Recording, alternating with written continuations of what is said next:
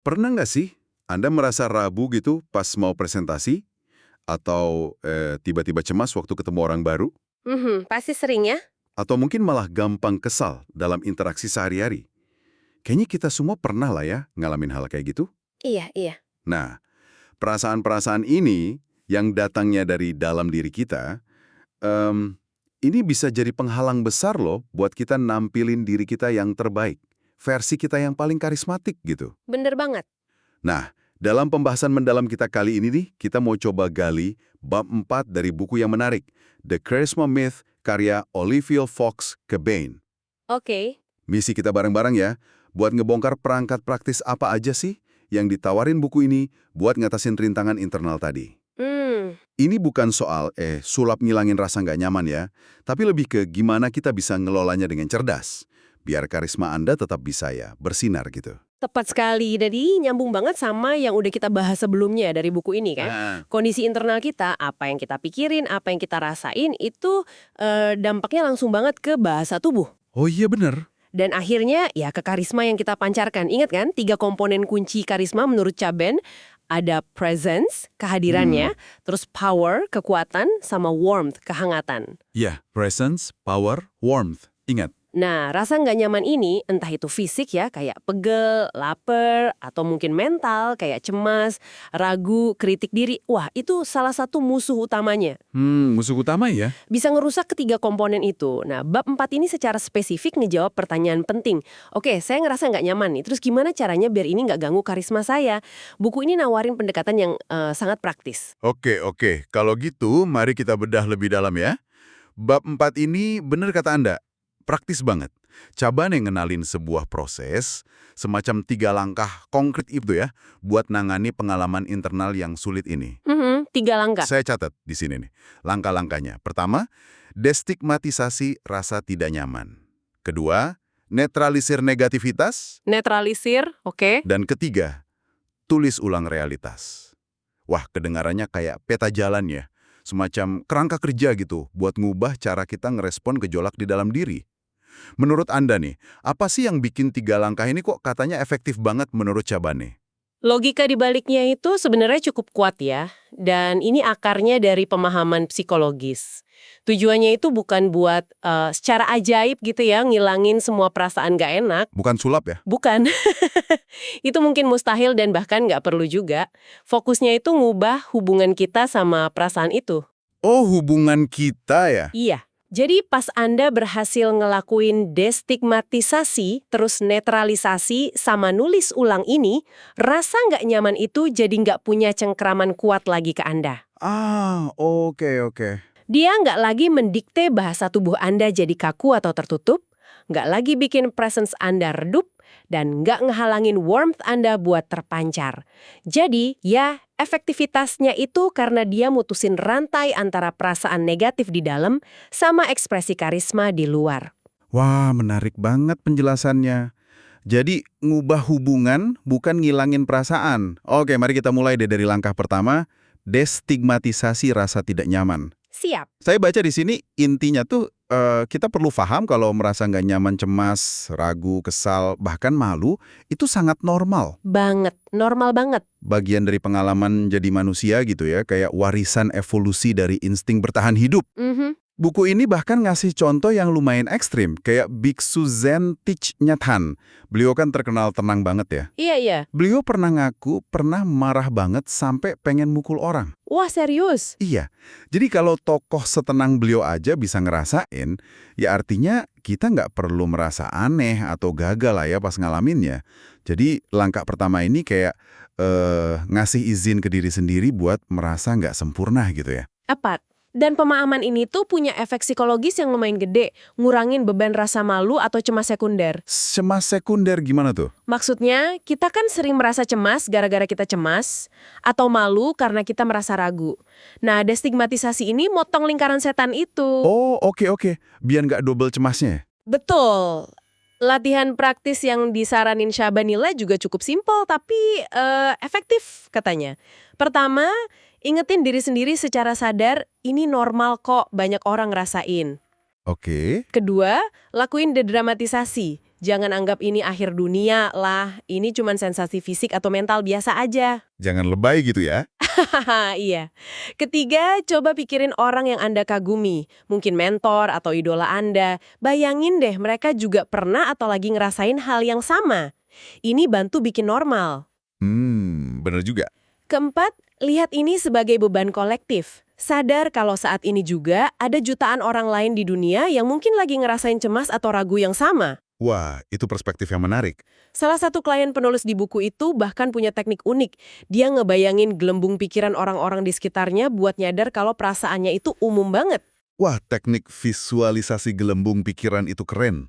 Buat Anda yang lagi denger ini, ngebayangin ini aja mungkin udah bikin sedikit lega ya. Bisa jadi, bisa jadi. Nyadar kalau apa yang Anda rasain itu manusiawi banget, bisa ngurangin intensitas perasaan negatifnya itu sendiri. Betul. Ingat contoh dari bab sebelumnya soal jaswal hitam yang gatal itu. Ah ya, just gatel. Nah, kalau kita ngelihat orang lain kelihatan kaku, tegang, atau dingin, destigmatisasi ini juga bantu kita buat nggak langsung mikir, wah gara-gara gue nih.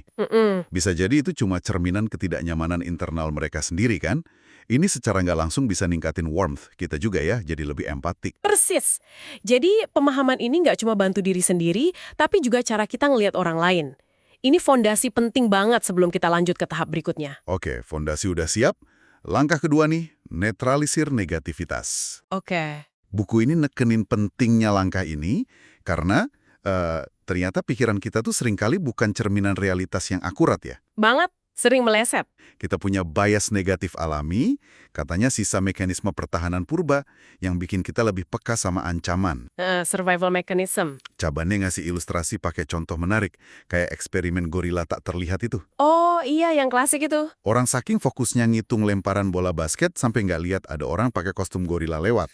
Atau latihan simple. Coba deh, fokus cari semua benda biru di sekitar Anda, terus pejamkan mata. Coba ingat semua benda merah. Susah kan? Iya, susah. Ini nunjukin gimana fokus kita itu nyaring realitas. Contoh lain yang dikasih itu cerita Mary, klien yang terobsesi sama satu kritik kecil dari kliennya, padahal dia dapat banyak banget pujian di saat yang sama. Pikiran negatif emang kayak magnet ya? Nah, bagian yang sangat menarik di sini, gimana buku ini nyaranin kita buat ngatasinya. Katanya bukan dilawan ya? Bukan, justru itu jebakannya. Ngelawan atau nyoba neken pikiran negatif seringkali malah bikin dia makin kuat. Oh ya? Ada studi klasik soal jangan pikirkan beruang putih. Atau contoh jangan pikirkan jeep kuning. Di buku ini makin Anda usaha nggak mikirin, malah makin muncul. Bener juga sih. Pikiran kita emang nggak selalu representasi akurat dari kenyataan. Ada psikolog Stephen Hayes, dia pakai analogi bagus. Pikiran negatif itu kayak grafiti di dinding. Grafiti di dinding? Iya, Anda lihat, mungkin nggak suka. Tapi tulisan grafiti itu kan bukan dindingnya, dan jelas bukan Anda. Jadi daripada nyoba ngehapus grafiti itu susah payah yang seringnya sia-sia, strategi yang lebih efektif menurut Cabane itu ya dinetralisir aja, kurangin sengatan emosionalnya. Analogi grafiti itu bagus banget. Jadi, gimana cara netralisirnya secara praktis? Buku ini, saya lihat, nawarin beberapa teknik nih yang bisa dicoba. Pertama, jangan langsung percaya kalau pikiran itu akurat. Jangan langsung ditelan mentah-mentah ya. Iya, sadari itu mungkin cuma grafiti atau impuls listrik acak di otak. Kedua, kasih label ke pengalaman negatif itu. Misalnya daripada kebawa arus pikiran, bilang ke diri sendiri, ini dia si kritik diri nongol lagi. Atau, oke, ini rasa cemas. Ngasih label bikin ada jarak dikit. Bikin jarak ya. Ketiga, depersonalisasi. Pakai bahasa yang misahin Anda dari perasaan itu. Contohnya, bilang ada perasaan malu yang sedang dirasakan, bukan saya malu. Halus sih, tapi dampaknya bisa kerasa katanya. Menarik. Keempat, ada teknik visualisasi keren. Bayangin diri Anda dari jauh. Kayak lihat bumi dari luar angkasa. Terus, zoom in pelan-pelan ke diri Anda yang kecil di planet ini. Dengan badai listrik kecil di otak Anda yang merupakan pikiran negatif itu. Ini bantu ngecilin skalanya. Jadi perspektifnya lebih luas ya? Iya. Kelima, bayangin obrolan mental negatif itu kayak siaran radio yang nggak Anda suka, cukup kecilin aja volumenya, nggak usah dihancurin radionya. Haha, oke. Kecilin volume. Keenam, pertimbangkan skenario terburuk yang realistis. Seringkali kita bakal sadar kalau Iya, kita bakal baik-baik aja kok ngelewatinnya. Nah, tujuan dari semua teknik ini sebenarnya jelas banget, bukan buat ngilangin pikiran negatif itu permanen, karena itu mungkin susah ya. Iya, iya. Tujuannya itu buat ngurangin dampaknya ke kondisi emosional kita dan yang paling penting buat karisma ke bahasa tubuh kita. Oh, ke bahasa tubuh ya. Iya, pas pikiran negatif itu udah dijinakkan atau dinetralkan, dia nggak punya kekuatan lagi buat bikin bahu Anda merosot, kontak mata hilang, atau suara Anda getar. Dengan kata lain, dia nggak lagi ngehambat presence dan power Anda. Oke, masuk akal. Jadi, setelah kita nerima kenormalan rasa nggak nyaman, distigmatisasi, terus kita belajar ngurangin sengatan pikiran negatif, netralisir, langkah terakhir nih, tulis ulang realitas. Wah, ini kedengerannya agak, gimana ya, radikal gitu ya. Agak beda ya pendekatannya. Idenya kan secara sadar milih interpretasi yang beda, yang lebih positif atau lebih berguna gitu, terhadap suatu situasi buat nyiptain kondisi mental yang lebih dukung. Kabade ngasih contoh yang relatable banget. Anda kejebak macet parah pas lagi buru-buru mau rapat penting. Wah, sering kejadian tuh. Tiba-tiba ada mobil nyebelin motong jalur Anda. Reaksi otomatis kan mungkin marah atau stres ya. Tapi gimana kalau Anda coba nulis ulang cerita di kepala Anda? Gimana tuh nulis ulangnya? Gimana kalau Anda bayangin si pengemudi itu lagi panik karena istrinya mau lahiran dan harus cepat ke rumah sakit? Mungkin Anda nggak jadi marah, malah jadi sedikit kasihan atau maklum. Apa emang sesimpel itu kerjanya? Ini mungkin kedengaran simpel ya di permukaan, tapi sebenarnya didukung prinsip psikologis yang kuat. Otak kita itu seringkali susah bedain antara imajinasi yang jelas sama kenyataan. Oh ya, Iya, ini dasarnya efek placebo yang terkenal itu. Cabene bahkan cerita pengalaman pribadinya yang kuat banget di buku ini. Dia pernah di Bogota, Kolombia, terus kena insomnia parah semalam sebelum presentasi penting. wah gawat itu. Ke dirinya sendiri. Gimana kalau pengalaman buruk ini nggak bisa tidur sebelum presentasi gede, sebenarnya adalah hal yang sempurna buat terjadi. Pertanyaan yang unik ya. Pertanyaan ini maksa dia nyari interpretasi positif. Jawabannya, mungkin ini kesempatan buat dia belajar kalau dia bisa tampil oke meskipun kurang tidur. Pengetahuan yang berharga banget buat karirnya ke depan yang penuh tekanan, kan? Bener juga sih. Nah, nulisin skenario positif ini secara detail, katanya, berhasil bikin dia lebih tenang dan akhirnya bisa tidur. Ada juga contoh pengusaha sukses di buku itu yang ngaku secara terbuka kalau dia sengaja berhayal positif atau milih interpretasi paling untung dari tiap situasi buat jaga kondisi mentalnya. Sengaja berhayal positif ya. Bahkan ada studi menarik dari Harvard yang nunjukin kalau efek placebo bisa tetap jalan meskipun orangnya tahu kalau itu cuma placebo. Ini nunjukin kekuatan keyakinan dan interpretasi kita. Wow, kisah Cabane sama studi placebo itu bener-bener bikin kita mikir ya soal kekuatan pikiran kita. Terus gimana cara praktiknya secara konkret? Buku ini nyaranin beberapa hal. Pertama, ajuin pertanyaan kunci tadi ke diri sendiri. Gimana kalau pengalaman negatif ini sebenarnya baik buat saya? Atau apa interpretasi lain yang lebih bikin saya berdaya? Pertanyaan reflektif ya. Yang menarik, Cabane nekenin kalau latihan ini paling efektif kalau ditulis pakai tangan. Ditulis ya, bukan cuma dipikirin. Iya, katanya nulis itu ngelibatin lebih banyak bagian otak dan bikin lebih nyata.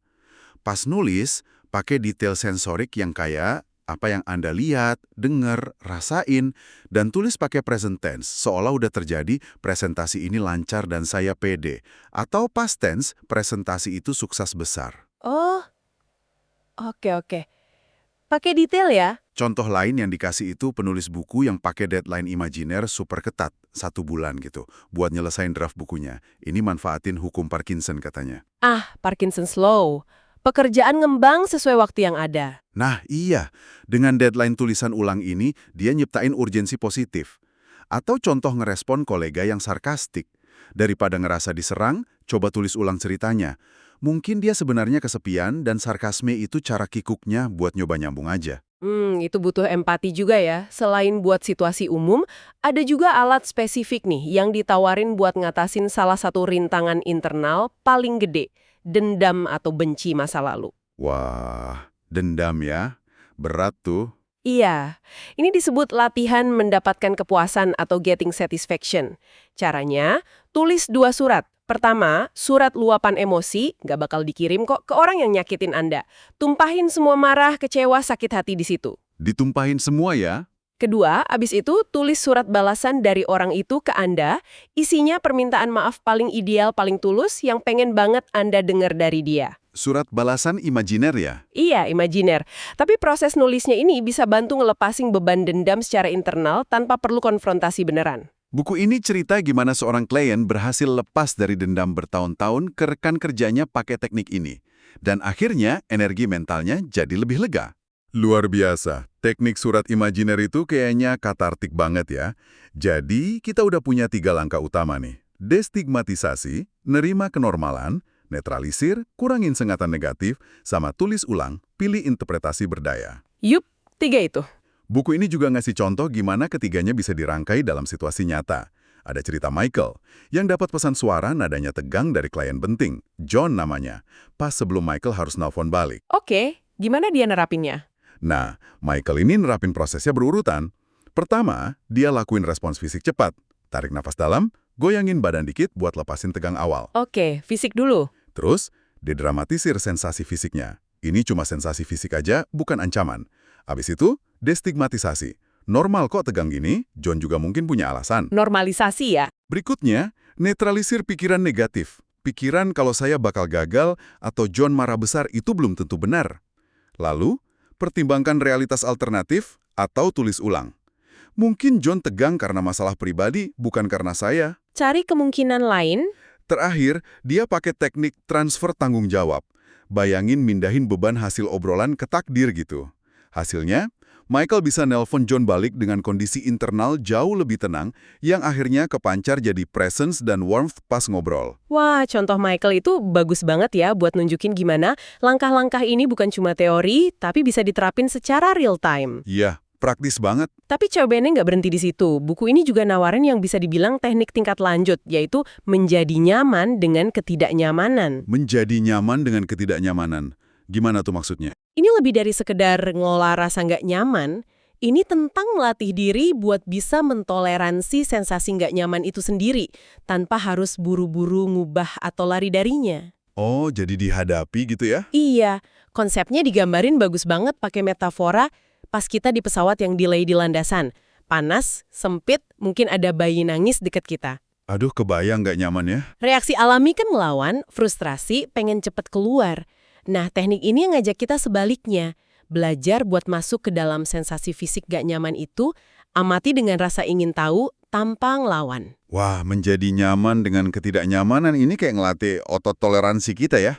Gimana cara ngelatihnya? Buku ini nyaranin latihan spesifik namanya menyelami sensasi atau diving into sensation. Latihan ini sering dilakuin pasangan. Berpasangan? Iya, Anda sama pasangan saling tatap mata sekitar 30 detik atau lebih lama. Tugas Anda fokus penuh ke sensasi fisik yang muncul di tubuh pas lagi kontak mata itu. Mungkin jantung deg-degan, telapak tangan keringetan, rasa canggung, apa aja. Terus diapain sensasinya? Nah, bukannya ditekan atau diabaikan, Anda justru diminta ngamatin sensasi itu dengan detail. Lokasinya di mana, rasanya gimana, denyut, panas, dingin, tegang, intensitasnya berubah nggak? Tujuannya biar kita biasa sama sensasi nggak nyaman tanpa reaksi otomatis buat ngehindar. Oh, jadi dibiasain ya? Iya, diceritain gimana latihan ini bantu Robert, klien penulis yang nggak sabaran banget, buat bisa lebih tenang dan presence-nya dapat pas rapat panjang yang biasanya bikin dia frustrasi. Ada juga saran latihan lain kayak meregangkan zona nyaman, pelan-pelan. Contohnya gimana tuh? Misalnya, sengaja mulai obrolan singkat sama orang asing di lift atau pas antre, buat bangun otot nyaman di situasi sosial yang agak canggung gitu. Ah, oke. Jadi dilatih terus ya? Betul, ini soal bangun kapasitas internal kita. Makin Anda biasa duduk bareng ketidaknyamanan tanpa panik, makin kecil kemungkinan dia ngebajak sistem Anda dan ngerusak karisma pas lagi dibutuhin. Ini investasi jangka panjang lah buat ketahanan mental dan emosional. Jadi nih, setelah kita bahas semua ini, apa artinya buat Anda yang lagi dengerin? Intinya, menurut The Charisma Myth, khususnya bab 4 ini ya, kita tuh punya kemampuan buat secara aktif ngelola kondisi internal kita. Kita punya kendali ya. Ya, buat ngatasin rintangan menuju karisma. Karisma, dalam pandangan buku ini, bukan bakat misterius dari lahir, tapi lebih ke keterampilan yang melibatkan penguasaan diri. Keterampilan yang bisa dilatih ya. Nah, itu dia. Bisa dilatih lewat proses 3 langkah tadi. Destigmatisasi, netralisir, tulis ulang, dan dikuatin sama alat lain kayak menyelami sensasi. Ngatasin gejolak internal ini, kata Caben, itu kunci buat buka potensi karisma Anda yang sebenarnya. Biar presence, power, sama warmth Anda bisa bersinar tanpa ketutup awan ragu atau cemas. Sebagai penutup nih, mungkin ada baiknya Anda coba refleksi sebentar, coba deh pikirin satu rintangan internal, mungkin kritik diri, cemas pas ketemu orang, atau rasa nggak sabar, yang paling sering Anda hadapi dan rasanya ngehambat Anda. Oke. Dari berbagai alat yang kita diskusikan hari ini, yang dari bab 4 buku ini, apakah itu destigmatisasi, netralisir negativitas, tulis ulang realitas, atau bahkan latihan yang lebih nantang kayak menyelami sensasi, mana yang kira-kira paling mungkin atau paling menarik buat Anda coba pertama kali pas ngadepin situasi itu? Pilih satu dulu ya buat dicoba. Iya, coba satu dulu. Ingat, kekuatan sebenarnya itu bukan cuma pas tahu tekniknya, tapi pas kita ngelatihnya secara konsisten, sampai jadi semacam refleks mental baru gitu. Selamat bereksplorasi ya dengan dunia internal Anda masing-masing.